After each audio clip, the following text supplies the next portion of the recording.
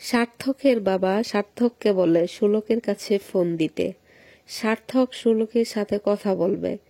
এদিকে দেখা যায় সুলক বাড়িতে গিয়ে জানায় বিয়ের জন্য যে দুটো বেনারসি লাগবে তা সে নিজেই নিজের হাতে বানাবে। সুলকের দিদি সুলককে জিজ্ঞাসা করে সে সার্থককে ভালোবাসে কিনা। তখন সুলক তার দিদিকে বলে আমাদের মতো মানুষদের কি ভালোবাসা বলে কিছু হয়? হয় না।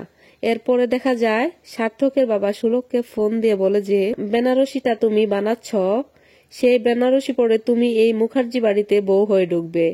এদিকে দেখা যায় প্রদীপ পাবন পর্দার তার একজন লোককে বলছে জমিন হঠাতে যখন দুলের উৎসব হবে তার মধ্যেই ওই সুলক আর শাড়িকে শেষ করে দিতে হবে। তো বন্ধুরা, এই ছিল আগামী পর্বের আপডেট।